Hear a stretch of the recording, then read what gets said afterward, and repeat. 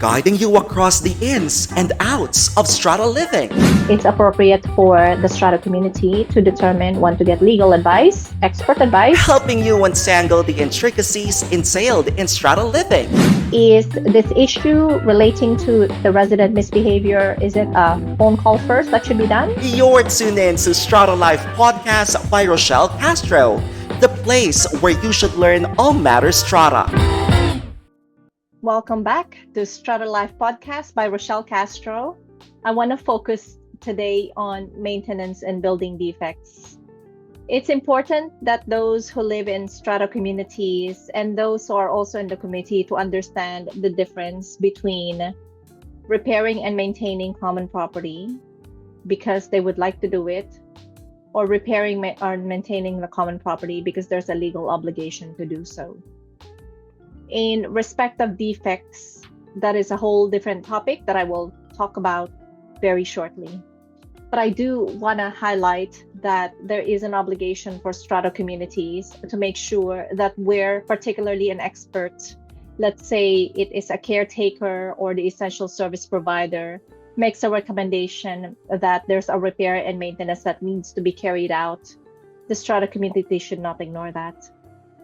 And based on my experience, where it is ignored, there could be serious ramification and significant expense that is the strata community is faced with. Not only that, there's also legal obligations to make sure that the integrity of the common property and the development is repaired and maintained by the strata community where common property is impacted. And also, the strata community has an obligation to make sure that the residents are safe. So that said, it's not about whether it's expensive or not. There is a legal obligation to repair and maintain common property, and that ought not to be ignored. Now, in respect of defects, I understand that and have seen that significant defects cost a lot. But there is an obligation for the strata community to make sure that they mitigate the risks in respect of those defects.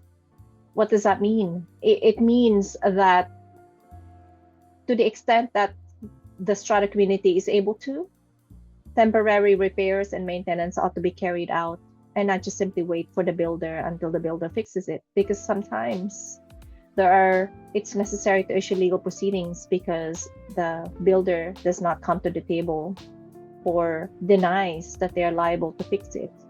So whilst that is happening, whilst the strata community is going after a builder, it's important that they mitigate the risk by carrying out, at least to the extent that is possible, works, whether it's temporary or permanent, to mitigate the risks in respect of property damage and safety to persons. So don't ignore that. If you find value in the Strata Life podcast by Rochelle Castro, please share to those who you believe can also benefit from the values provided. Like, share, and subscribe. And I'll see you next time here in Strata Life podcast.